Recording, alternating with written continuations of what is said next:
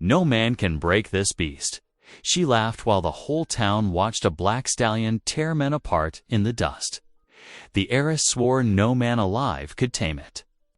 But then a giant rancher stepped forward, silent, steady, and with one touch he brought the beast to its knees. The crowd gasped. The laughter died. And that's when the real danger rode in, because this wasn't about a horse at all.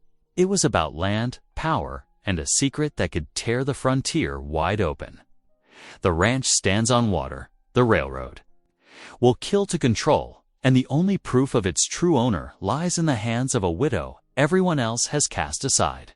In a town where fire, pride, and greed rule the streets, what happens when a man of faith takes the reins?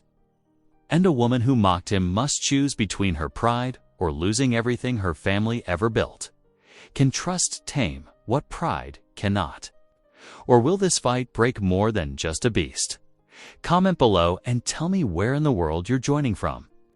And if this story made you pause for a moment, hit that subscribe button for more. The late afternoon sun cast long shadows across Dry Creek's dusty Main Street as townsfolk gathered around the corral. The infamous black stallion paced within the wooden enclosure, its hooves striking the packed earth with thunderous force.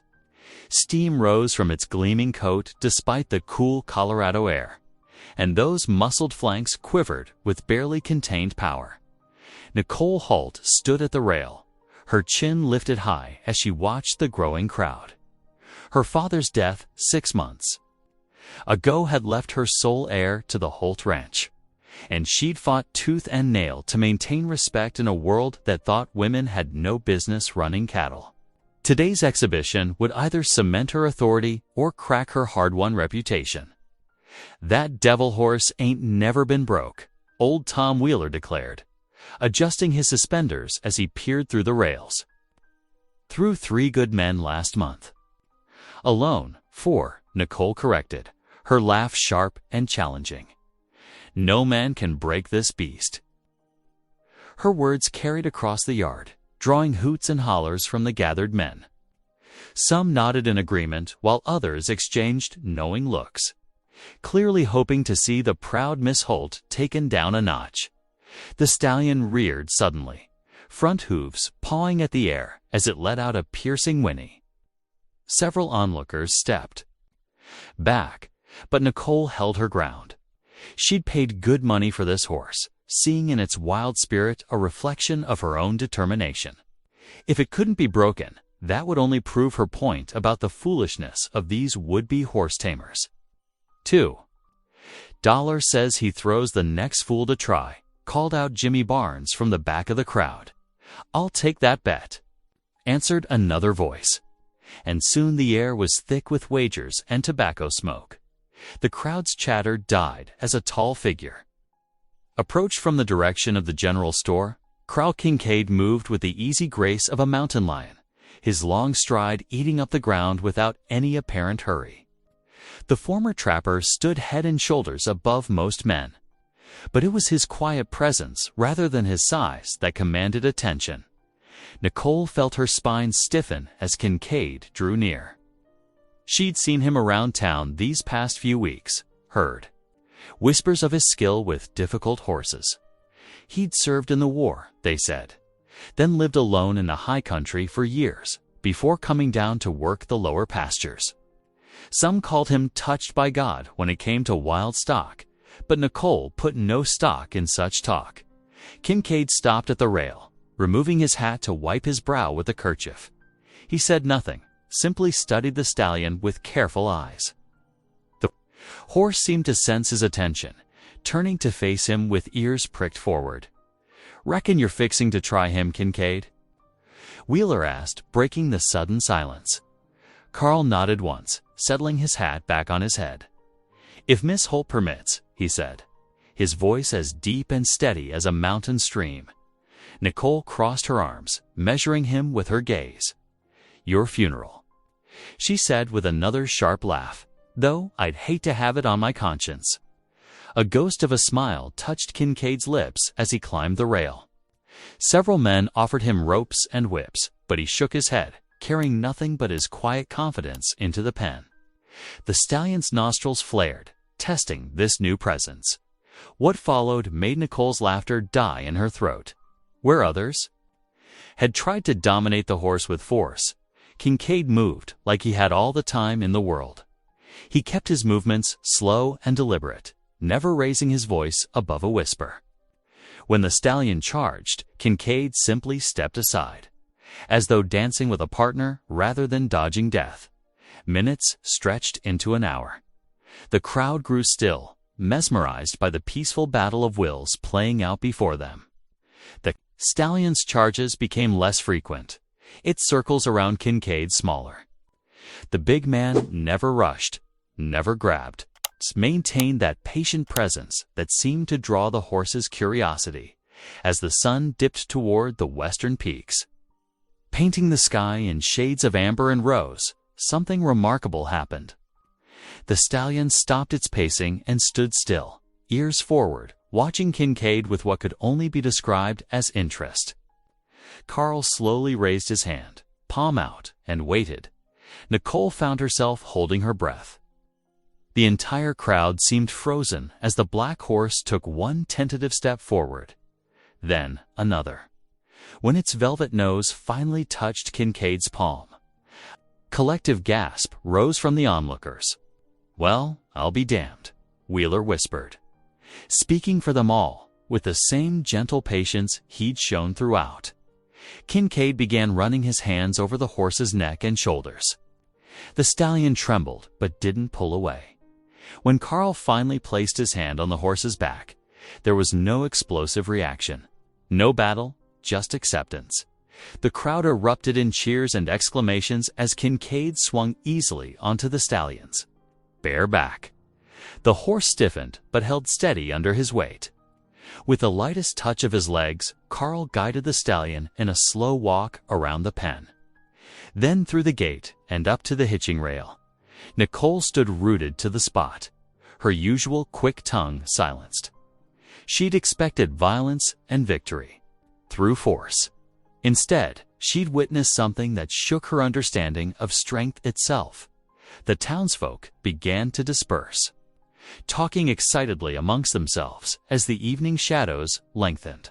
Money changed hands as bets were settled, and more than one person cast wondering glances at the quiet giant who'd accomplished what they'd thought impossible. Nicole remained at the rail, watching as Carl carefully tied the stallion, the horse, stood quietly now, occasionally brushing its nose against Kincaid's shoulder like an old friend. When Carl finally turned from his task, his eyes met Nicole's across the yard. That steady gaze held no triumph, no mockery of her earlier certainty. Instead, she saw in those deep-set eyes a simple truth that challenged everything she thought she knew about power and pride. The moments stretched between them, heavy with unspoken words, until Nicole finally dropped her eyes and turned away. Behind her, she heard the soft sound of Kincaid's boots in the dirt and the gentle nickering of a horse that had found peace in surrender. The evening settled around Dry Creek like a blanket. But Nicole's thoughts remained unsettled, turned upside down by a lesson taught without a single word being spoken. The last rays of sunset painted long shadows across the dusty yard as Nicole marched toward Carl at the hitching rail. Her boots struck the hard-packed earth with deliberate force, each step fueled by wounded pride and simmering anger.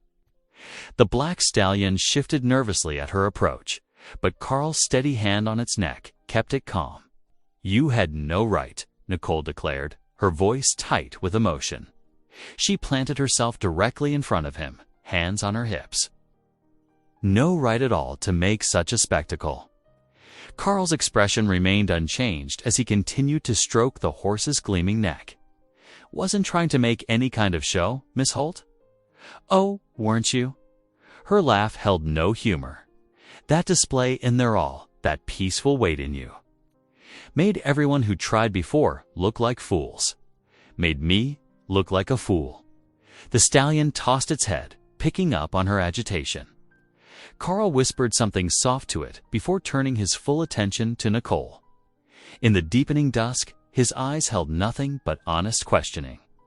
"This isn't just any horse," Nicole continued, her voice dropping to a fierce whisper. "This is the last of my father's bloodline stock, his pride and joy. The last thing she swallowed hard, fighting back the threat of tears. The last thing he left me to prove I could run this ranch properly." Understanding dawned in Carl's weathered features. "I see," he said simply. Do you really?" Nicole stepped closer, close enough to catch the scent of leather and pine that clung to him. "Every man in this town is just waiting for me to fail. Waiting for poor little Nicole Holt to come running for help, to admit she can't manage her. Papa's legacy alone. And you just walked in here like what, Miss Holt? Miss Holt? Like everything I've been fighting for means nothing. Like all my struggles to prove myself are just." She gestured sharply at the air. Unable to find the words, Carl was quiet for a long moment, his hand never stopping its gentle motion along the stallion's neck. "I didn't come here seeking glory or aiming to shame anyone. I saw a creature in need of understanding, nothing more." "Understanding," Nicole scoffed. "He needed breaking. That's what everyone said. That's what I believed. Sometimes the gentlest hand is the strongest." The new voice made them both turn. Reverend Matthews stood a few paces away, his Bible tucked under one arm. The older man's kind face crinkled with a smile as he regarded them. "I couldn't help but witness your work with that horse earlier. Mr. Kincaid reminded me of our Lord's own way of handling strength with patience and mercy rather than force." Nicole felt her face flush hot. "This isn't about the good book, Reverend. This is about business. About proving that strength can wear many faces," the preacher interrupted gently. "Perhaps the Lord sent Mr. Kincaid here today to demonstrate just that." "I don't need lessons from heaven or anywhere else," Nicole snapped, though something in the old man's words struck an uncomfortable chord. She turned back to Carl, who stood quietly watching her with those steady eyes. Just keep your distance from my stock from now on, Mr. Kincaid. I mean it." The supper bell rang out from Ma Wilson's boarding house, its clear tone carrying across the yard. Nicole seized the excuse to retreat, turning on her heel without another word. She collected her mare from the other end of the rail, mounting up with practiced grace despite her churning emotions as she rode out of town. The evening air growing cooler around her, Nicole couldn't shake the image of Carl's patient work with the stallion. It haunted her, that quiet strength so different from her own forceful ways. The preacher's words echoed in her mind, much as she tried to dismiss them.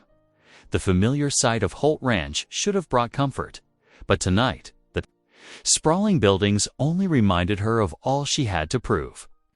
She took care of her mare with mechanical precision, her movements sharp with lingering frustration. In the nearby corral, she could hear the black stallion's restless movements. They'd brought him back earlier in the day.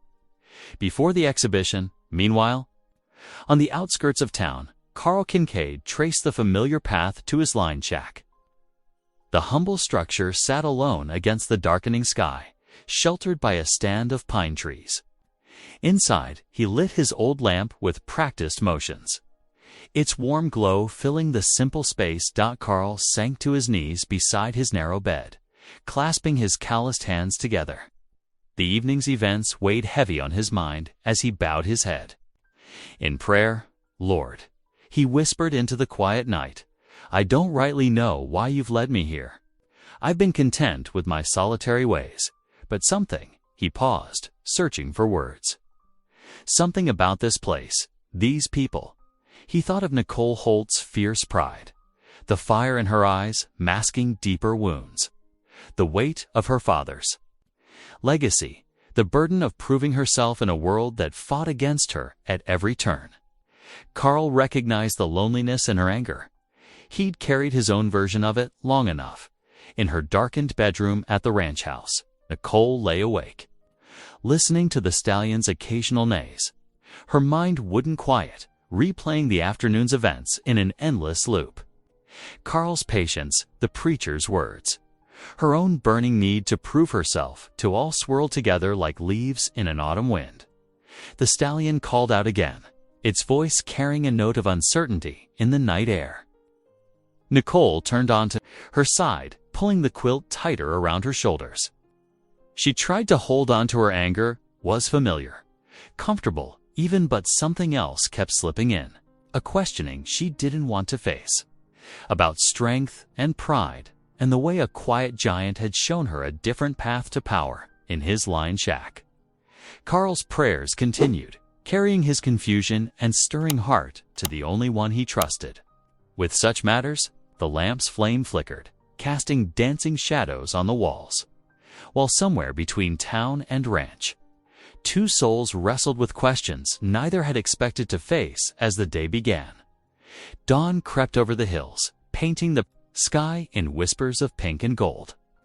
The early morning air still held its bite as Carl Kincaid mounted his horse, concern for the black stallion drawing him back to town. His breath fogged in the cool air as he rode, morning dew dampening his coat. The corral came into view, and, with it, an unexpected sight.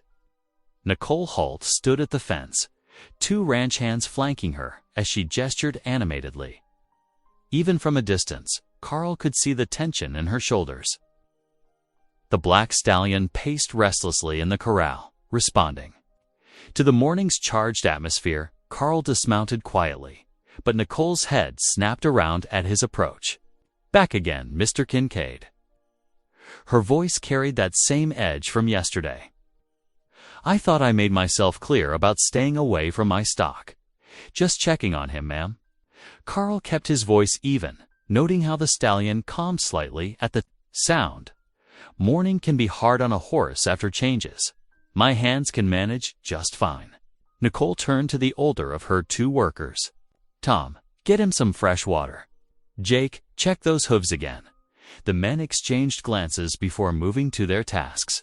Carl remained where he stood, his quiet presence seeming to irritate Nicole like a burr under a saddle. "Is there something else you need, Mr. Kincaid?" She crossed her arms, her chin lifting in that proud way he'd noticed before. Before Carl could answer, the clatter of approaching wheels drew their attention. A smart-looking buggy rolled toward them, flanked by several riders on horseback. The morning sun glinted off brass buttons and polished boots as the group pulled to a stop. Three men stepped down from the buggy, their city clothes and confident manner marking them as outsiders. Behind them, Sheriff Dillard sat his horse with an uncomfortable expression, accompanied by two town council members. Miss Holt, the tallest of the three men, stepped forward, removing his hat with practiced courtesy. "Harrison Wells, Western Pacific Railroad. These are my associates, Mr. Peterson and Mr. Grant." He produced a leather folder from his coat. "We have some matters to discuss regarding your property." Nicole's spine stiffened. "What about my property?" "The railroad has filed necessary documents for right-of-way access through portions of Holt Ranch." Wells extracted several papers, holding them out. "These detail the areas required for our new track, including the river crossing and adjacent pastures." "Required?" Nicole snatched the papers, her eyes scanning rapidly. "This is nonsense. This is my land. My father's land. The railway has eminent domain, Miss Holt." Peterson stepped forward, his voice smooth as oil. "These documents have been properly filed and approved. The affected areas have been condemned for railroad use." Carl watched as Wells produced more papers, moving to post them on the corral fence. Nicole's face had gone pale beneath her tan, though her voice remained sharp as a whip. "You can't just walk in here and take what's mine." She ripped down one of the posted notices, crumpling it in her fist. "This is theft dressed up in fancy." Paper. Around them, townspeople had begun to gather, drawn by the commotion. Whispers rippled through the growing crowd, a current of unease in the morning air. "Now, Miss Holt." Sheriff Dillard finally spoke up, shifting in his saddle. "This. Here's progress. The railroad means growth for Dry Creek. More opportunities for everyone. Opportunities." Nicole's laugh held a bitter edge. "Is that what they're calling it now, Tom? And how much opportunity found its way into your pocket?" The sheriff's face darkened. "That's enough. Nicole, these men represent the law." "The law?" She turned to the gathering crowd, her voice rising. "The law is stealing my land. The river crossing my father died defending. And you're all just standing there, whispering like Miss Holt." Carl's quiet voice cut through her rising fury. She turned to him, color high in her cheeks, hands trembling slightly despite her fierce expression. Wells cleared his throat. "The documents require your immediate attention, Miss Holt. The railroad schedule cannot accommodate delays." He gestured to his associates who had finished posting notices along the corral. "We'll return tomorrow to discuss the specifics of compensation." Nicole stood rigid, watching as the men returned to their buggy. The sheriff tipped his hat with obvious discomfort before turning his horse, the council members following quickly. As the group departed, the gathered townspeople began to disperse, their whispers carrying on the morning breeze. Carl remained, watching as Nicole stared down at the crumpled papers in her hand. The proud set of her shoulders had faltered, revealing something more vulnerable beneath her usual fierce demeanor. Without a word, she swung onto her horse, the papers clutched tightly in her fist. As she rode toward home, her back straight, despite the visible weight of worry. Carl felt something stir in his chest, a responsibility he hadn't asked for, but couldn't ignore. The day passed slowly, the sun tracking across the sky while Carl attended to his own affairs. But his thoughts kept returning to those documents, to Nicole's face as her world shifted beneath her feet. He recognized the tactics the railroad men had used. He'd seen them before in other towns, other territories. As dusk approached, painting the western sky in deep oranges and purples, Carl found himself riding to Wart Holt Ranch, the conscience that had served as his compass through. Years of solitude wouldn't let him stay away. Not when he recognized the size of the storm gathering on the horizon through the growing darkness.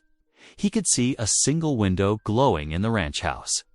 Nicole sat at her father's desk, a lamp burning beside her as she pored over the railroad's documents.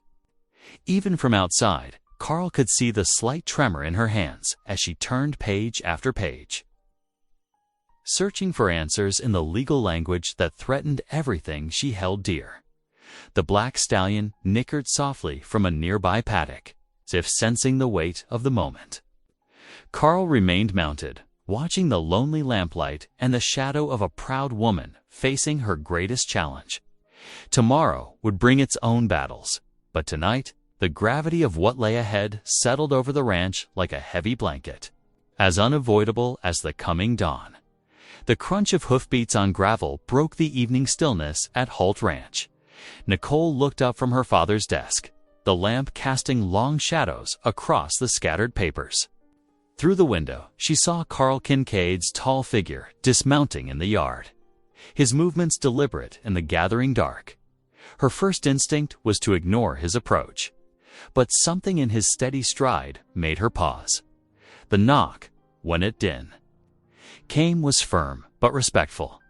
"Miss Holt," Carl's voice carried through the heavy door. "I reckon you could use another set of eyes on those papers." Nicole's fingers tightened on the document she held. "I can read just fine on my own, Mr. Kincaid." "Yes, ma'am, but I've seen railroad contracts before. They hide their meaning in the fancy words." The admission surprised her. She crossed to the door, opening it just enough to study his face in the spilling lamplight. "You've dealt with railroad men before. In Wyoming Territory, Saw what they did to good folk there. His eyes met hers steadily. Lost my own spread to their tricks. Nicole hesitated, pride warring with desperation. The stack of documents on her father's desk seemed to mock her with their legal tangles. Finally, she stepped back, opening the door wider. Come in then. But don't think this makes us partners. Carl ducked his head as he entered, removing his hat. Without ceremony, he moved to the desk and picked up the topmost document. His weathered fingers careful with the crisp paper. Here, he pointed to a paragraph dense with legal terms. They're claiming rights through county records, but look at these dates. Nicole leaned closer, the lamp throwing their shadows against the wall. What about them? This signature's dated June 15th, 1878. But this filing date? He flipped to another page. It's marked May 30th. Papers can't be signed before they're drawn up. They falsified the documents. Nicole's voice rose with hope and anger. Maybe. But they'll have answers ready if we challenge just the dates. Carl spread more papers. Across the desk, what we need are older claims. Treaties, maybe. Original land filings. Nicole's shoulders stiffened. You think I don't know my own ranch's history? I think you know it better than anyone. His voice remained gentle. Sometimes, fresh eyes see different paths. The grandfather clock in the hall struck 8, its chimes echoing in a tense silence.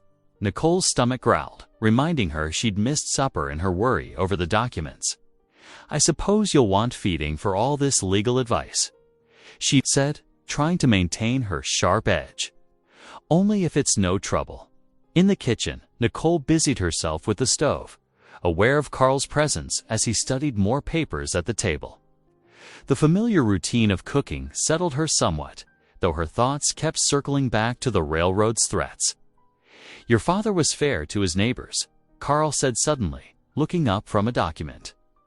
Old Tom Wheeler told me how James Holt let him graze cattle on Holt land during the drought of '73. Nicole paused in slicing bread.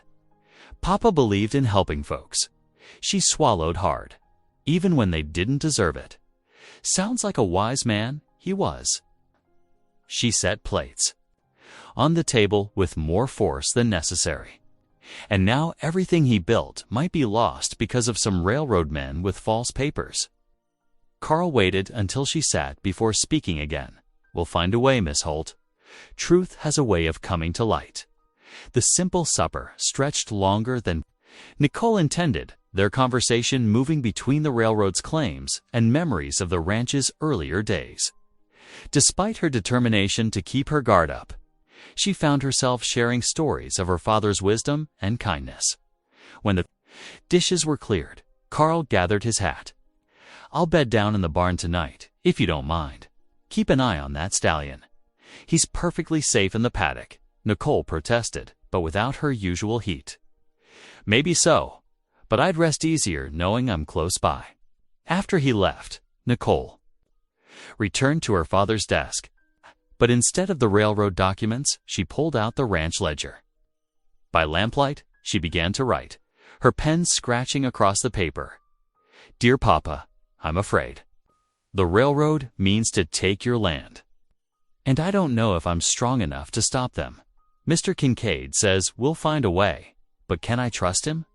Can I trust anyone? The ranch is all I have left of you, and I can't bear to lose it. Her writing blurred as tears threatened. She wiped them away angrily, refusing to give in to weakness. Outside, coyotes began their nightly chorus, their wild voices carrying across the pastures. The sound held a loneliness that echoed her own uncertainty. Nicole closed the ledger and moved to the window, looking out toward the barn where light from Carl's lantern still glowed faintly. The night settled deeper over Holt Ranch, full of questions without answers. In the paddock, the black stallion moved restlessly, his coat catching moonlight. Above it all, the coyotes called and called, their songs carrying all the worry she couldn't voice aloud, Morning painted the eastern sky in soft rose and gold as Carl stepped out of the barn, stretching. His tall frame. The night's rest on hay hadn't been the most comfortable, but he'd slept knowing the stallion was safe. Now, watching the sunrise touch Holt Ranch's weathered buildings, he began hitching horses to the wagon. Nicole emerged from the house, her boots clicking purposefully across the yard. "What do you think you're doing with my wagon, Mr. Kincaid?" "Thought we might ride to the county courthouse." He adjusted the harness straps with practiced hands. "Those land records won't find themselves." Nicole's eyes narrowed. "And I suppose you expect me to just drop everything and go along?" "No, ma'am. But time's precious when dealing with railroad men." He paused, meeting her gaze. "They won't wait while we delay." She stood silent, considering. The morning breeze tugged at her skirts as she watched him work. Finally, she turned toward the bunkhouse. "Pete, John, get yourselves ready.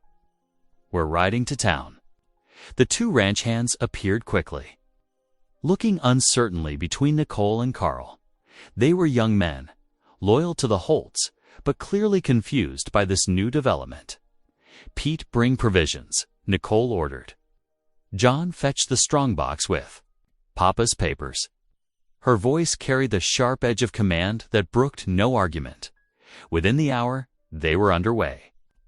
The wagon creaked beneath them as Carl guided the team down the rutted road. Nicole sat beside him, straight-backed and tense, while Pete and John followed on horseback. The morning sun climbed higher, promising heat.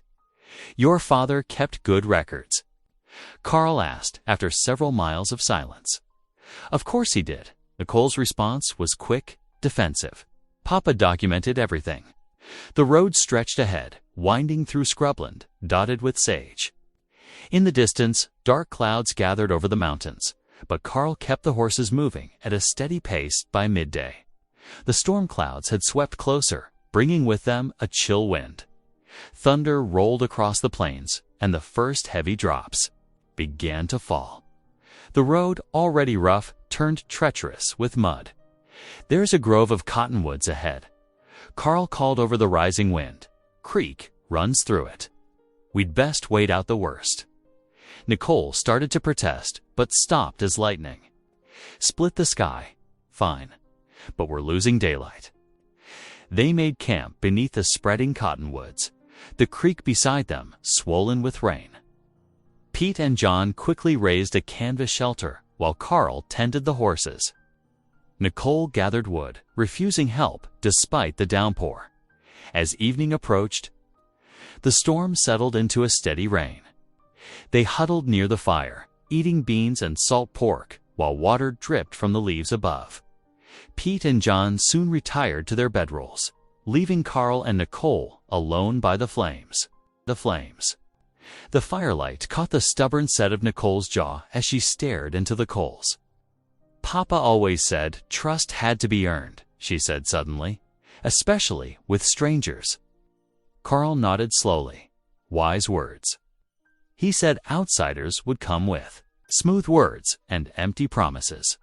She looked at him directly.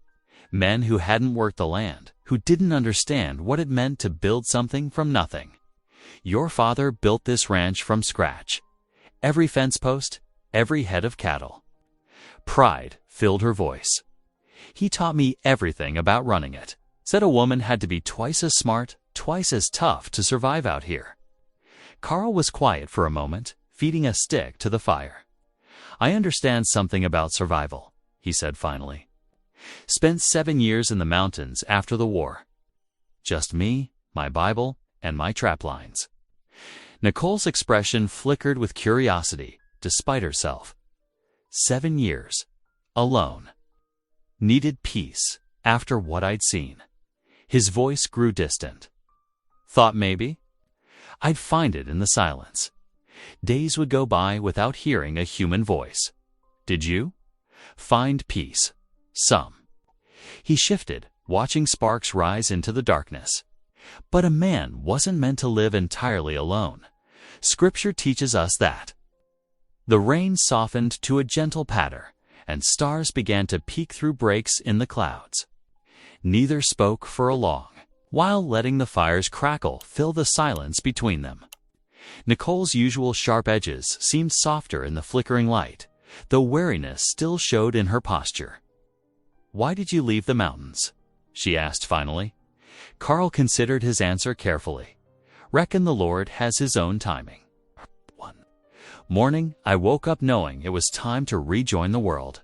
He paused, though I never expected to end up breaking horses in Dry Creek. A ghost of a smile touched Nicole's lips.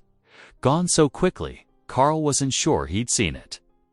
Above them, the clouds parted further, revealing a scatter of bright stars. The fire burned lower, casting long shadows among the cottonwoods. Dawn came clear and cool, the storm's passage marked only by puddles and mud. They broke camp early, loading the wagon while mist still clung to the creek. The wheels threw up sprays of mud as they resumed their journey, each rotation bringing them closer to whatever answers the courthouse might hold. Nicole sat straighter now, though tension still lined her shoulders. Carl guided the horses carefully through the rutted road, aware of her presence beside him and the weight of unspoken words between them. Behind them, Pete and John rode steadily, their horses' hooves making soft, splashing sounds in the wet earth. The wagon rolled on toward town, carrying its cargo of hope and uncertainty beneath the brightening sky. The county courthouse rose before them, its red brick walls standing proud against the afternoon sky. Carl helped Nicole down from the wagon while Pete and John secured the horses. The building's wooden steps creaked beneath their boots as they climbed to the heavy double doors inside. Dust motes danced in shafts of sunlight streaming through tall windows. The air smelled of old paper and leather bindings. A clerk peered at them over wire-rimmed spectacles, his quill pausing mid-stroke. "We need to examine the land records," Carl said, his quiet voice filling the hushed space, particularly those concerning Holt Ranch and the surrounding territory. The clerk's eyes narrowed. "It's been quite a few folks interested in those lately. Railroad men especially. We have every right to see them," Nicole declared, drawing herself up tall. "Of course, Miss Holt." The clerk gestured toward a side room. "Everything's filed by year in there." The records room was cramped, lined with shelves of leather-bound volumes. Carl moved methodically, pulling down ledgers while Nicole examined her father's papers. Hours passed as they searched, the afternoon light growing golden through dusty. "Windows here." Carl's voice was soft but urgent. He laid a heavy ledger on the wooden table, his finger marking a passage. "Look at this." Nicole leaned close, her shoulder brushing his as she read. The page showed a treaty dating back 15 years, signed between the territorial government and the Ute tribe. There, in careful script, was a clause about water rights along the creek that ran through Holt Ranch. "The treaty guarantees access to those waters for the Ute people," Carl explained. "Your father's deed acknowledges this sharing of rights. That makes this claim older than anything the railroads filed." Nicole straightened, her face flushing. "You expect me to base our defense on some Indian treaty? The truth is the truth. Nicole, doesn't matter who held the pen. The townsfolk will never accept it." She paced the small room. "They barely tolerate the Ute as it is." Carl carefully copied the treaty details into his notebook. "Truth doesn't bend to pride or prejudice. Your father understood that when he honored this agreement." "Papa was different," Nicole said softly, almost to herself. The creak of floorboards announced new arrivals. 2 railroad agents stood in the doorway, their fancy suits out of place in the dusty room. Behind them loomed Sheriff Dillard, his badge catching the late sunlight. "Making quite a study of those records," one agent said smoothly. "Finding anything interesting?" "Just learning about our own land," Carl replied, his voice level. "As is our right." The sheriff's hand rested on his gun belt. "Best leave them Indian tricks out of this fight, Kincaid. Town's got no patience for such nonsense." Truth ain't a trick, Sheriff. Carl gathered their papers slowly, deliberately. Nicole's chin lifted. We'll use whatever legal means necessary to protect what's ours. The agents exchanged glances. Legal means have a way of failing those who don't embrace progress, Miss Holt.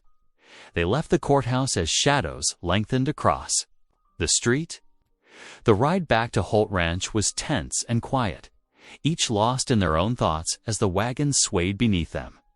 Evening settled over the ranch, bringing with it a restless wind. In the parlor, lamplight cast dancing shadows as Nicole paced, her boots clicking against the wooden floor.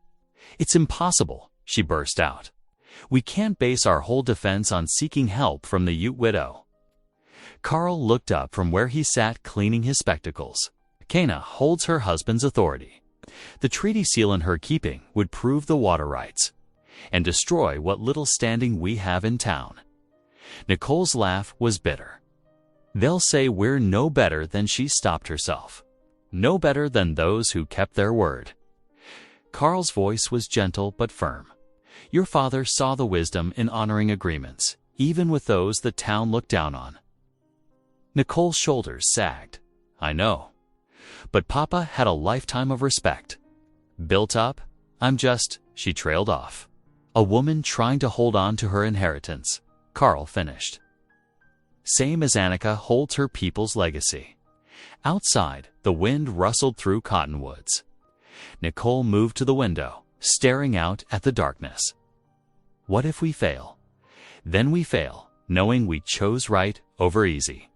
Carl stood, his large frame casting a shadow in the lamplight. "I'll tend to the stallion before turning in." In the barn, the black horse nickered softly as Carl approached. He worked unhurriedly, checking water, adding fresh hay, his movements calm and purposeful.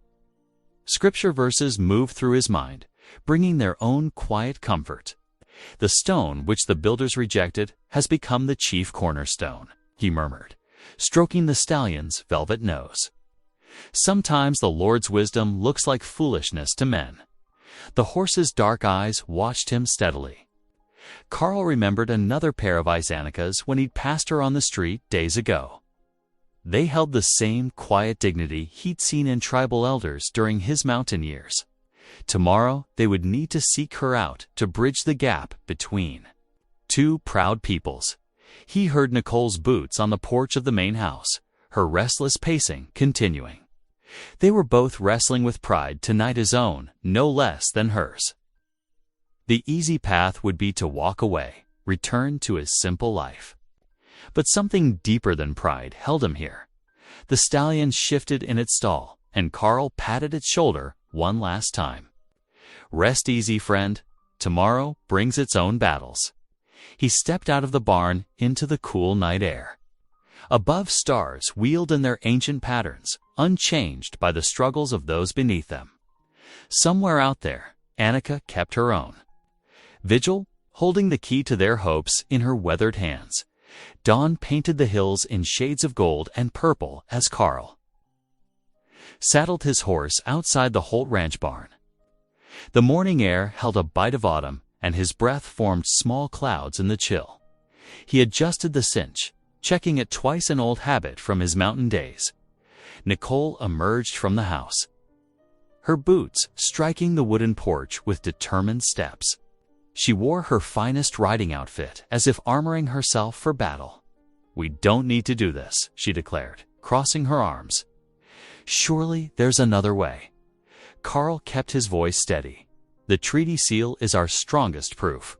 Without Annika's help, the railroad will take everything." But riding out to the reservation, Nicole's laugh held no humor. "The town already whispers about me running the ranch alone. What will they say when they hear I went begging to?" She stopped, pressing her lips together. "To a widow who holds the truth we need," Carl finished quietly. He led his horse forward.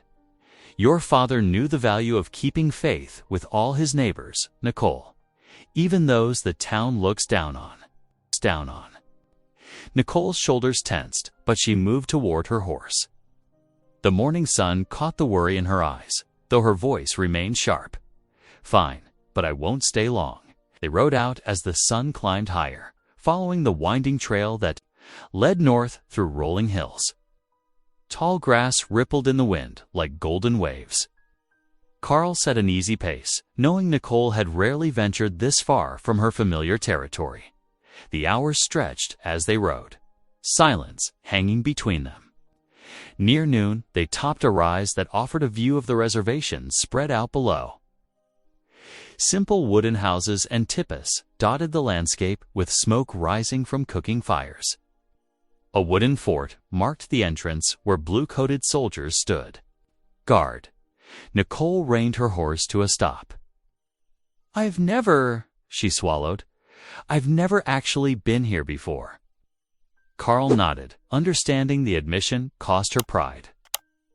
Annika's husband was a wise leader. He worked hard for peace with the settlers. Even when others wanted war, they approached the gates slowly.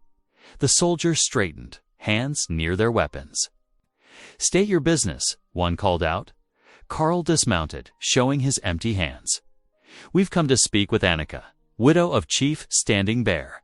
It concerns water rights and old treaties. The soldiers exchanged glances. One disappeared into the fort, returning moments later with a superior. After careful questioning and examination of their papers, they were allowed to pass. As they rode through the reservation, Nicole sat stiffly in her saddle. Women looked up from their work. Children paused in their play, and men watched with careful neutrality. Carl noticed Nicole's knuckles white on her reins. They found Annika's home on the eastern edge of the settlement, a neat cabin with a small garden. She sat in front, working on a beaded design, her silver hair caught back in a long braid. She looked up as they approached, her dark eyes taking in everything. Mrs. Annika, Carl said, dismounting. I'm Carl Kincaid. This is Nicole Holt. Annika set aside her beadwork and stood with fluid grace. The mountain man who gentles horses, she said, her English clear and measured. And Thomas Holt's daughter. Her gaze settled on Nicole, who remained on her horse. Carl glanced up at Nicole, willing her to remember her father's example. After a long moment, she slid from the saddle. We've come about the water rights treaty, Carl explained. The one your husband made with Thomas Holt 15 years ago. Annika's expression remained calm, but something flickered in her eyes. Many treaties have been broken. Not this one, Nicole burst out, then seemed surprised by her own voice. Father, he always honored it. Yes, Annika said softly. Thomas Holt was a man of his word. She gestured toward her door. Come, the sun is high. Inside, the cabin was cool and neat. Annika moved to an old trunk while her visitors settled on simple wooden chairs. Nicole perched on the edge of her seat, hands clasped tightly in her lap. The railroad claims our land now, Carl explained. They say they have rights to the water, but we found records of the old treaty at the courthouse. Annika nodded, lifting something wrapped in soft leather from the trunk. My husband knew paper. Alone was not enough. He kept this. She unwrapped a carved wooden seal, its surface worn smooth with age. The mark of our people's agreement. Your father insisted we keep it to protect both our rights. Nicole leaned forward, her eyes fixed on the seal. I remember Papa talking about it, but I never understood he was wise, Annika said. He knew someday others would come who cared nothing for handshakes between neighbors. She held out the seal. This proves the water belongs to both our peoples, not to men who build iron roads. Nicole's hands trembled as she reached for the seal. Thank you, she whispered, her voice rough with emotion. I never thought. You thought as the town thinks, Annika said simply. But you came anyway. That shows your father's spirit lives in you. They stayed longer than planned, as Annika shared memories of negotiations with Thomas Holt, of how both leaders had worked to forge peace between their people. Nicole listened, her rigid posture gradually softening. The sun was sinking toward the horizon when they finally mounted up to leave. Campfires began to flicker across the reservation, sending thin columns of smoke into the darkening sky. Annika stood in her doorway, watching them go. "Your father would be proud," Carl said quietly as they rode. "It takes courage to face truth that challenges what we've always believed." Nicole was silent for a long moment, clutching the precious seal wrapped in her saddlebag. "She was nothing like I expected," she finally admitted. "I've been such a fool, Carl." "No more foolish than most," he replied. "The important thing is you chose to see with new eyes." They rode on through the gathering dusk, the seal a weight of truth between them. Behind them, the reservation fires winked like earthbound stars, while ahead the first evening star appeared above the darkening hills. Nicole's voice came soft in the twilight. "Thank you for making me come today." Carl simply nodded, knowing some walls take time to fully crumble. But the first stones had fallen. And that was enough for now. The morning sun painted Dry Creek's courthouse steps golden as townspeople gathered, their whispers rustling like autumn leaves. Carl stood beside Nicole, both dressed in their Sunday best, while Annika's sealed documents rested safely in Nicole's leather satchel. Preacher Mills approached them, his weathered face kind beneath his gray hair. "The Lord sees truth clear as morning light," he said softly. "Have faith in that, not in man's judgment."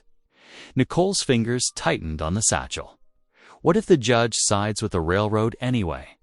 They have money, influence, they have greed and lies. Carl interrupted gently. "We have truth." The preacher nodded. "Fear makes us forget who holds tomorrow, Miss Holt. Trust in what's right." Inside the courthouse, morning light streamed through tall windows, catching dust motes dancing in the air. The wooden benches creaked as people settled in, dividing like water around Stone's Ranch families on one side, railroad supporters on the other. The railroad agents sat near the front, their suits pristine, their expressions smug. Judge Harrison entered, his black robes sweeping as he took his seat. The room rose, then settled at his gesture. Carl noticed Nicole's hands trembling slightly as she arranged their documents. "The matter of Western Railroad Company versus Holt Ranch," the judge announced, peering over his spectacles. "I understand the defense has new evidence to present." Stood, her voice clear, despite her nervousness.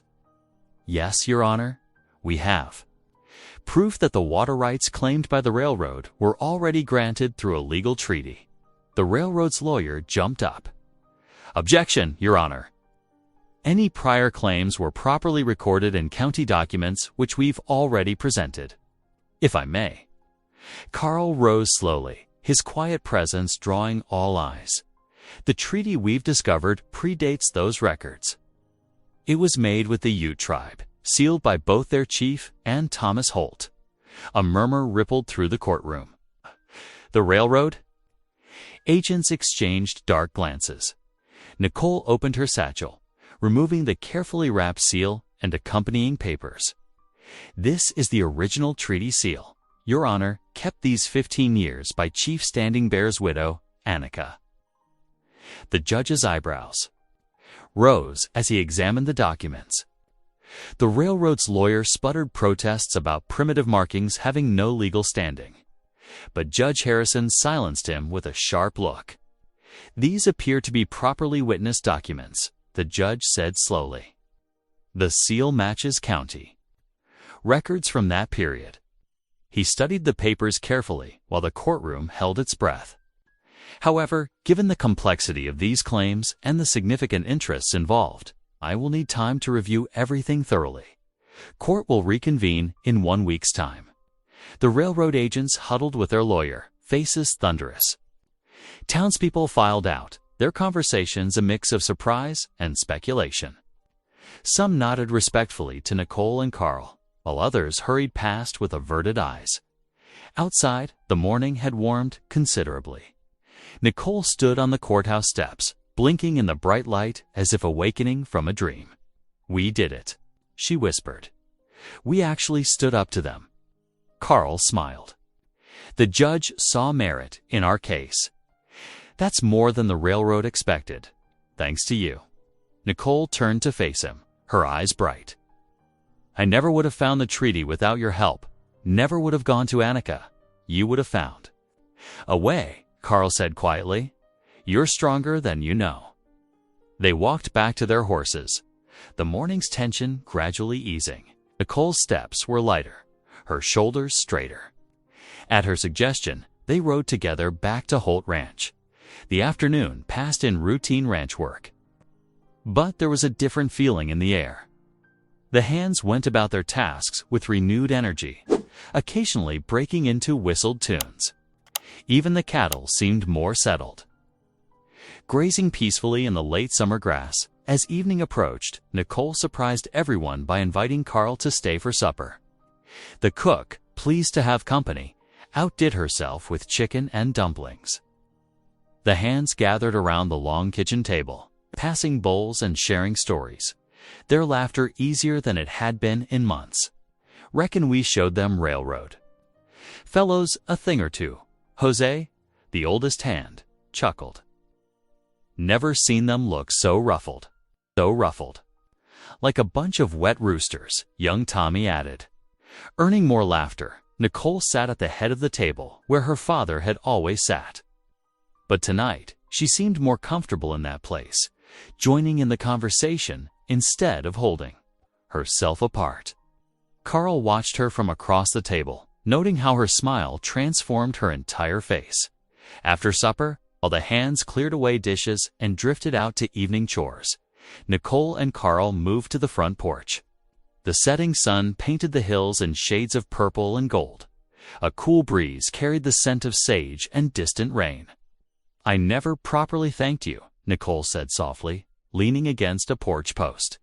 "Not just for today, but for everything. Standing beside me when most folks wouldn't."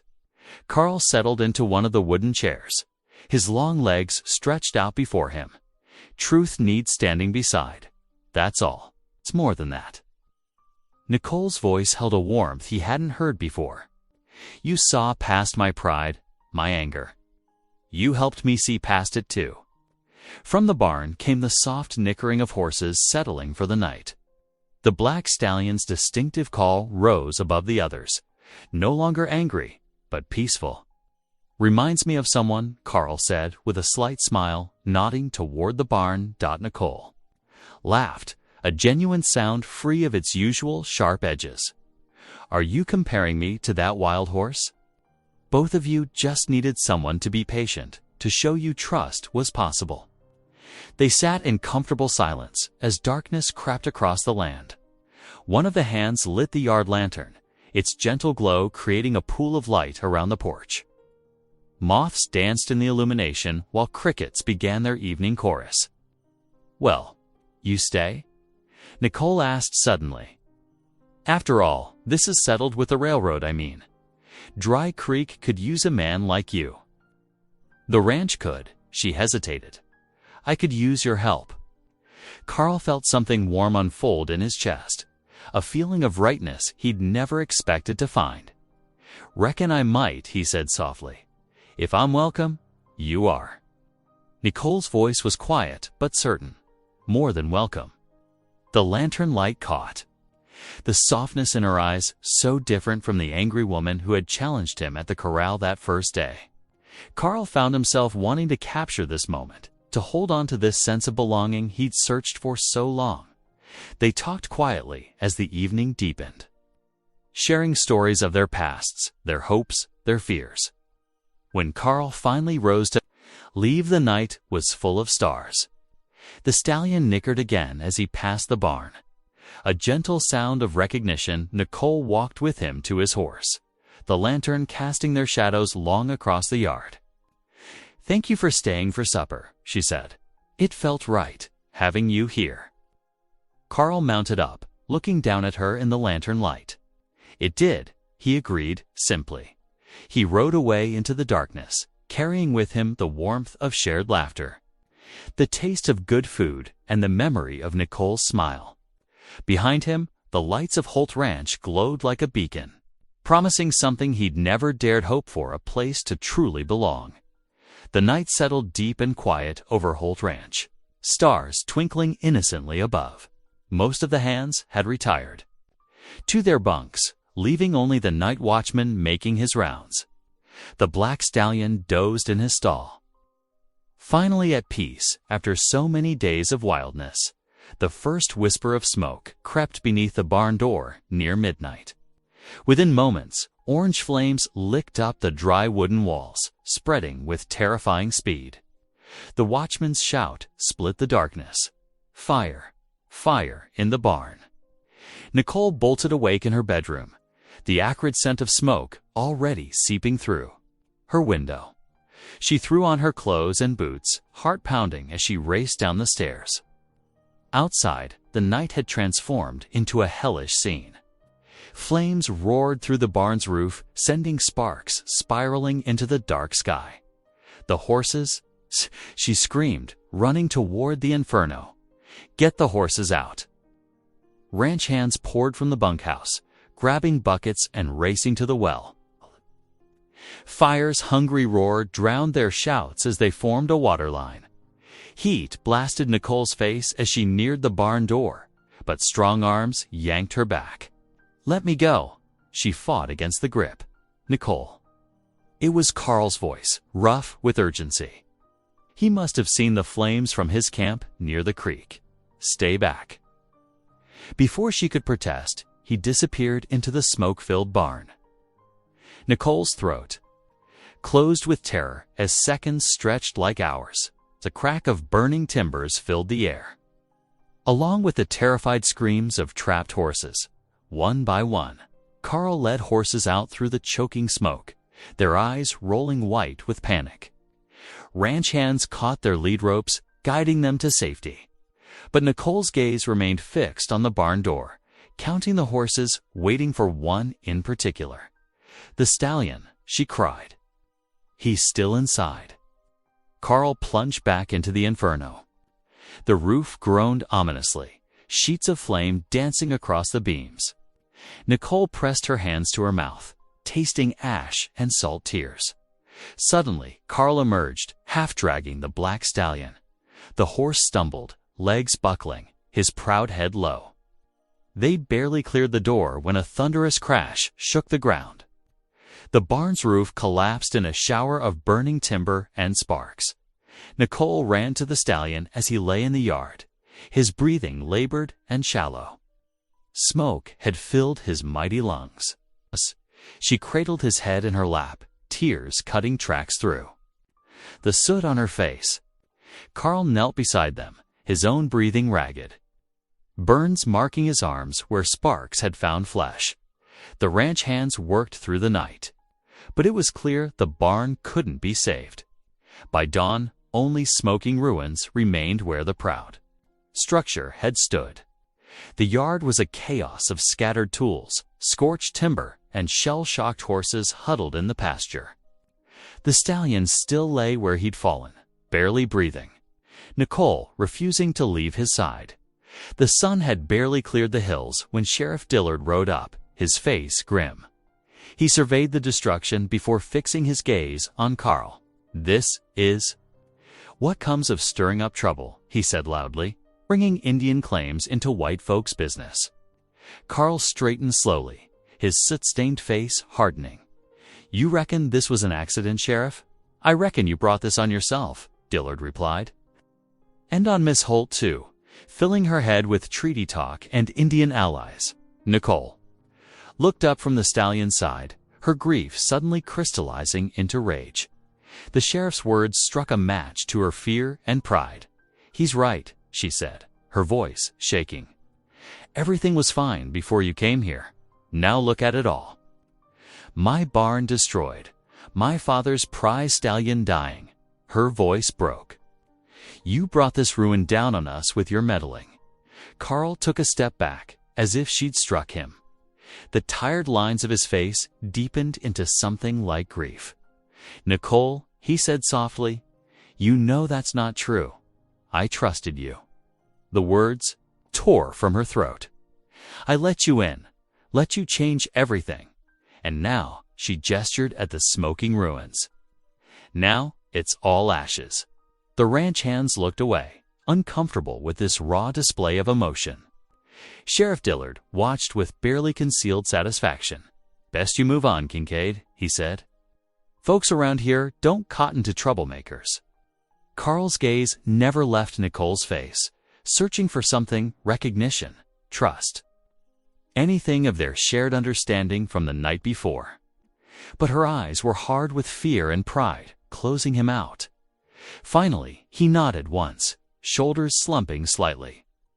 Without another word, he turned and walked away, each step heavy with weariness and heart hurt. Nicole watched him go, her anger warring with an aching emptiness that grew with every step he took. When he disappeared from sight, her legs gave way. She sank to her knees in the ash-covered yard, staring at her soot-blackened hands. The stallion's labored breathing beside her matched her own. Ragged breaths as pride and need tore at her heart. The sun climbed higher, but no warmth reached her. Ranch hands moved quietly around the yard, clearing debris, tending to the other horses, trying to restore some order to the chaos. But Nicole remained kneeling in the ashes of her pride, torn between the fear that had driven her to lash out and the desperate knowledge that she needed Carl's steady strength now more than ever. Evening crept across. The ranch like a funeral. Shroud. No songs drifted from the bunkhouse, no friendly chatter around the cook fire. Even the crickets seemed subdued. The ruined barn stood like a black skeleton against the purple sky. It's a stark reminder of how quickly trust could burn to ash. Nicole sat on her front porch, watching darkness gather. The stallion still clung to life in the makeshift shelter they'd built, but his chances seemed as dim as the dying day. She fingered the treaty papers in her pocket, their hope of victory against the railroad, now bitter in her mouth. The ranch lay silent around her, as if holding its breath. Somewhere in the growing night, a lone coyote called a sound as lost and lonely as her own heart. The mountain air bit cold and sharp as Carl guided his horse up the steep trail. Pine needles crunched beneath hooves while morning sunlight filtered through the branches. His rifle bounced against his back, and his worn Bible rode secure in his saddlebag. Each step took him further from Dry Creek, from the burned barn, from Nicole's accusations that still rang in his ears. He'd thought he'd found his place, finally. After years of mountain solitude, the war's memories had begun to fade. Working with the stallion, helping Nicole fight for her land, it had felt right, like coming home. Now ash and bitter words had scattered those dreams like wind-blown embers. Near midday, Carl reached a high meadow where columbines nodded in the breeze. He dismounted, letting his horse graze while he settled against a sun-warmed boulder. The valley spread below, Dry Creek a mere speck in the distance. His fingers found the Bible's familiar leather binding, but for the first time in years, the words brought no peace. "Lord," he whispered, voice rough with emotion, "I was a fool to think I could belong down there." A hawk circled overhead, its cry as lonely as his heart. Should have stayed in these mountains where a man can't hurt nobody but himself. He opened the Bible, but the pages blurred before his eyes. The morning's events played over in his mind, Nicole's face twisted with grief and anger. The sheriff's satisfied smirk, the dying stallion's labored breathing. His hands clenched until his knuckles showed white. Was I wrong to help her? 2. Think your way of gentleness could win against such hatred? His questions echoed off the rocks, unanswered. Back at Holt Ranch, Nicole walked through the ruins of her barn. Charred timbers creaked underfoot, and the acrid smell of smoke still hung heavy in the air. Every step brought fresh pain. Here lay a burned saddle. There a pile of scorched hay. The tools her father had carefully maintained, now twisted and blackened. She paused where the stallion's stall had been.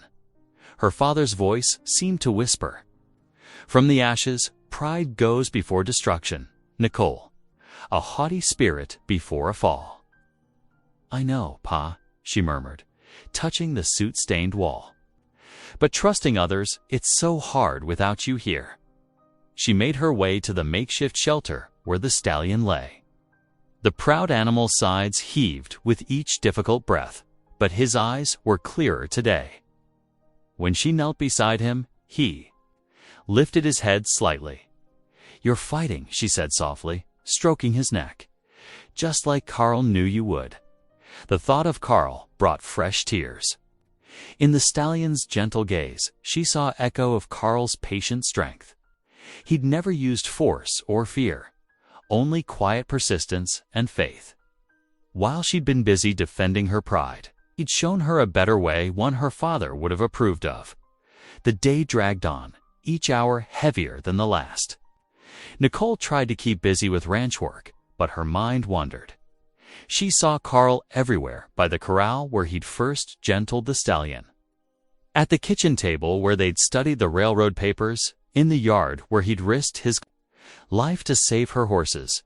As evening approached, she found herself in the kitchen, staring at her father's old Bible on the shelf. Dust had gathered on its cover. She hadn't touched it since his funeral. Outside, the first stars appeared as she lit the lamp with trembling hands. The kitchen floor was hard against her knees as she knelt. The familiar smell of wood smoke and coffee grounds surrounded her, but everything else felt strange. How long had it been since she'd prayed properly? Not just quick words before sleep, but really opened her heart. "Lord," she whispered, voice catching, "I don't rightly know how to do this anymore." Pa always led our prayers. The lamp flame flickered, casting dancing shadows on the walls. "But I need help. I've been so full of pride, thinking I could do everything alone." Tears fell freely now, spotting the rough wooden floor. Carl showed me a better way, your way, and I threw it back in his face. Called him a troublemaker when he was just standing for truth. She wiped her eyes with a trembling hand. "Please help me find the courage to make this right." The night deepened around her as she poured out her heart. All the fear and grief she'd been holding back since her father's death. All the loneliness she'd hidden behind sharp words and laughter. When she finally rose, her legs were stiff, but her heart felt lighter. She slept fitfully, tossing in sheets damp with tears. But as false dawn began to light the eastern sky, she woke with sudden clarity. The answer had been there all along, waiting for her pride to crack enough to see it. Nicole dressed quickly in the gray morning light. The first rays of sun were just touching the mountains as she stepped onto her porch. Those same mountains where Carl had fled, carrying his hurt and disillusion. She had to find him, had to humble herself enough to ask him back. "Pride goes before destruction." She whispered her father's words again. But this time, they weren't an accusation, they were a guide, showing her the way forward. She watched the sun rise, painting the peaks in golden rose. Somewhere up there, Carl was wrestling with his own broken trust, but she knew now what she had to do. When full daylight came, she would send her fastest rider to track him down. She would swallow her pride and call him back, not just for the ranch's sake, but because she finally understood what her father had tried to teach her about strength and humility. The dawn wind carried the scent of pine from the mountains, fresh and clean after yesterday's smoke and ash. Like hope, Nicole thought, waiting to be born from the ashes of pride. Dawn painted the eastern sky in soft rose and gold as Nicole tightened the cinch on her bay mare's saddle. Her hands trembled slightly, but her movements were sure, born from years of practice. The morning air held a bite of mountain chill, and frost sparkled on the fence rails. "You're set on this, Miss Nicole." Old Joe, her foreman, stood nearby with worry, creasing his weathered face. "I am," Nicole checked her saddlebags one last time. "Keep an eye on the stallion. I'll be back before dark." The mare's hooves crunched on frozen grass as they set out, heading toward the purple shadows of the foothills. Nicole's heart beat fast against her ribs, but she held her head high. Pride had driven Carl away. Humility would bring him back. The sun climbed higher as she followed the mountain trail. Patches of snow lingered in shadowed hollows, and the mare's breath steamed in the cool air. Nicole searched for signs of passage: broken twigs, disturbed gravel, anything that might lead her to Carl's camp. Hour after hour passed. The trail grew steeper, winding through stands of aspen and pine. Nicole's legs ached from hours in the saddle, but she pressed on. Near midday, she paused in a small clearing to let her horse rest. The valley spread out below. Holt Ranch, a tiny patch in the distance. "Where are you, Carl?" she whispered, scanning the mountainside, as if in answer. A thin thread of smoke caught her eye, rising from a grove of pines higher up the slope. Nicole's heart leaped. She remounted quickly, guiding her mare toward that promising sign. The smoke grew clearer as she approached.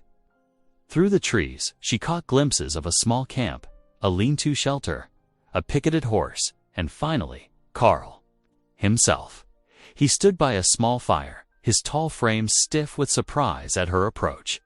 Nicole dismounted, her legs shaky. Carl's face was unreadable, his eyes shadowed beneath his hat brim. The silence stretched between them, broken only by the crack and pop of his campfire. "You shouldn't have come," he said finally, his voice rough. "I had to."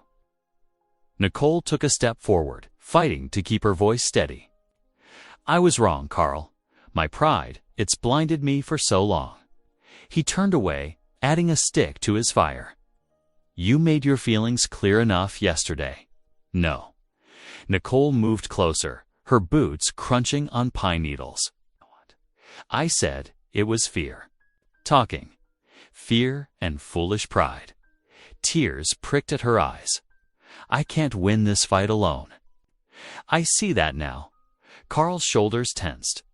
"You've got your ranch hands, the proof from Annika. You don't need a mountain man bringing trouble to your door." "That's not true." Nicole's voice cracked. "You showed me a better way with the stallion, with Annika, with everything. While I was busy being proud and stubborn, you were living out what my father always taught me about faith and gentleness." A jay called harshly overhead. Carl remained silent, but his hands had stilled their restless movement. "Please, Nicole," whispered, tears flowing freely now. "Come back with me, not just for the ranch's sake, but because I was wrong to send you away." Carl turned slowly. Something in his face softened as he saw her tears. "Nicole, Nicole, I know I hurt you." She wiped her eyes with a trembling hand. But I'm asking you to give me another chance. To give all of us another chance." The mountain wind whispered through the pines as Carl studied her face. Finally, he sighed, a sound deep with both weariness and warming hope. "Your father once told me pride was his hardest battle too," he said quietly. Nicole's heart leaped. "You knew my father. Met him once, years ago. He showed kindness to a lonely trapper, shared his fire and his faith." Carl's eyes grew distant with memory. Said his greatest prayer for his little girl was that she'd learn to trust God's way above her own. Fresh tears spilled down Nicole's cheeks. "I reckon I'm still learning that lesson."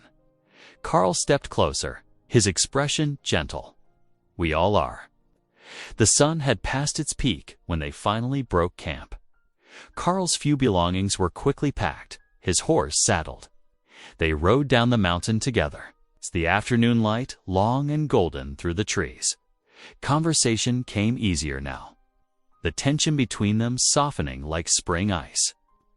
Nicole spoke of her father, of memories long buried under grief and pride. Carl shared quiet stories of his mountain years, of finding peace in wilderness and scripture. The miles passed under their horses' hooves as shadows lengthened across the trail. Dusk was painting the sky purple when they rode into Holt Ranch's yard. Ranch hands gathered cautiously, watching as Nicole and Carl dismounted. Old Joe stepped forward, his lined face questioning. Nicole squared her shoulders, facing her people. "Things are changing," she announced clearly. "We're standing together now, with Carl, with Annika, with the preacher. It's the only way forward." Murmurs rippled through the gathered hands, but Nicole saw nods of approval from several weathered faces. These were good men who'd known her father's wisdom. They'd follow her lead. Carl moved toward the makeshift shelter where the stallion lay. The great black horse lifted his head at Carl's approach, nostrils flaring in recognition. Carl knelt beside him, running gentle hands over the animal's neck. "Still fighting, old friend?" he murmured. "That's right. You've got the strength in you." The stallion's eyes, though weary, held that same fire Nicole had first seen in the corral. She watched as Carl checked the horse's breathing, whispered encouragement, and saw in both man and beast a mirror of quiet courage. The last light faded from the sky as ranch hands dispersed to their evening tasks. Lamps began to glow in windows, and somewhere in the distance a coyote called.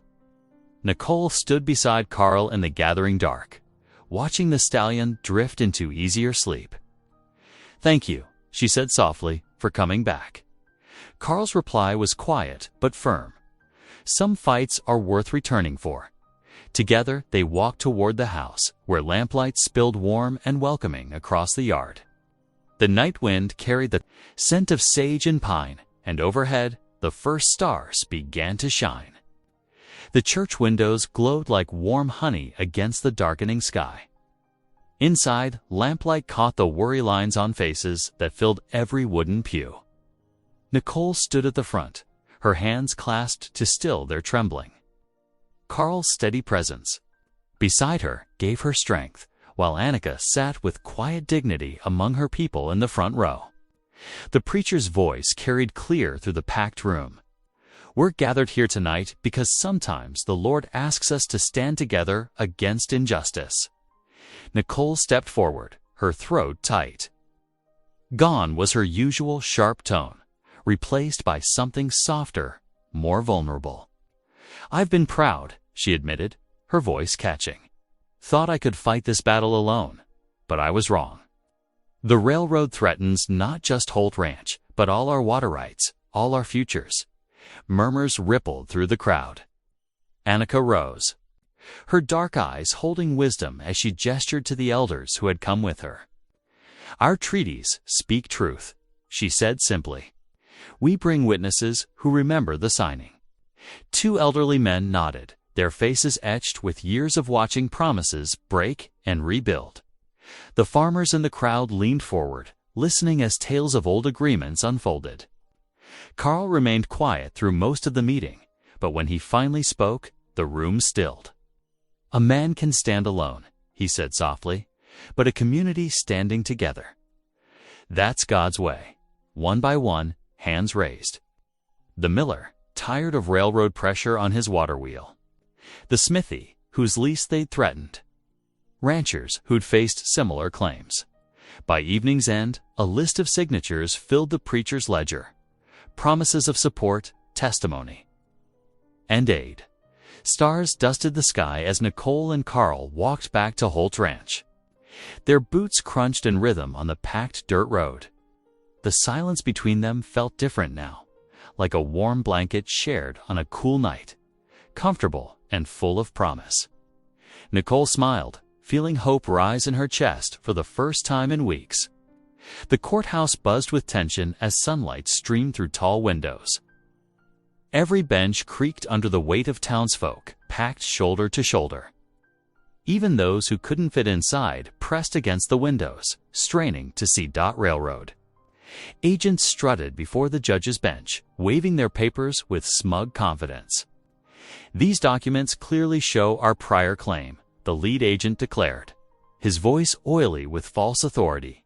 A collective gasp rose as hoofbeats echoed from outside. Carl appeared in the doorway astride the black stallion, the animal's coat gleaming despite its recent ordeal.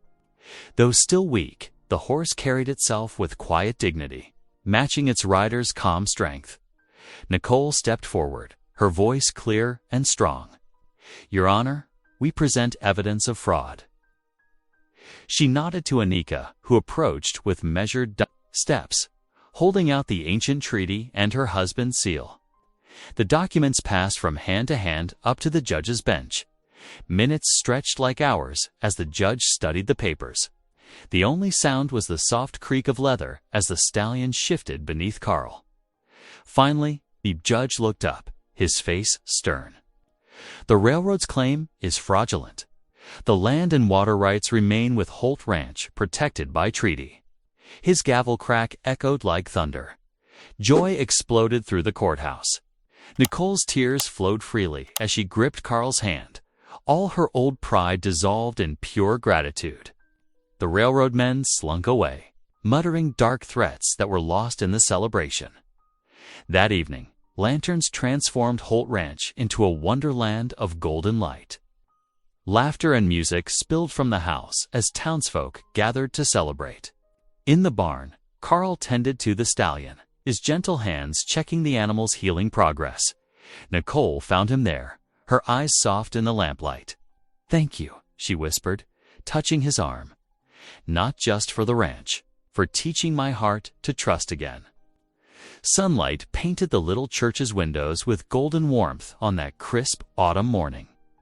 Wildflowers and ribbons decorated every pew, their sweet scent mixing with the polish of well-worn wood. Townsfolk filled the benches to bursting, their Sunday best brightening the simple space. In the front pew, Anika sat tall and dignified, her presence a bridge between two worlds. The wooden floors creaked as Carl stood before the altar, his usual mountain man garb replaced by a clean black suit. His hands, so skilled with horses, now fidgeted slightly as he waited. When Nicole appeared in the doorway, sunlight catching her white dress, his eyes grew misty. She walked forward with measured steps, her father's Bible clutched in trembling hands. Gone was the sharp-tongued rancher of months past. In her eyes, now shone a gentler strength, tempered by trials and trust. The preacher spoke of mercy's power to heal old wounds, of courage to bridge divides. "Let your love be as patient as breaking horses," he said, drawing knowing smiles from the congregation, "and as steadfast as mountain peaks." As evening settled over Holt Ranch, lamplight spilled from every window. The house buzzed with celebration, plates clinking, children laughing as they chased each other through the yard. Around the long supper table, ranchers sat beside townfolk, sharing bread and stories by the hearth. Anika held court, her voice rich with tales of the land's ancient memory. Young ones gathered at her feet, eyes wide with wonder. Outside, beneath the first stars, Carl and Nicole stood watching their black stallion graze. The horse moved with easy grace now, his wild spirit intact but gentled by trust. "No creature truly breaks," Carl murmured, drawing Nicole close. "They just learn to dance with those who respect their spirit." Nicole leaned into his embrace, her smile peaceful. Above them, stars wheeled in their eternal dance, blessing this new beginning where pride had yielded to love's patient strength. Thanks for taking a moment to feel with me. If this story reminded you of what matters, hit subscribe. I'll be here tomorrow, continuing our story.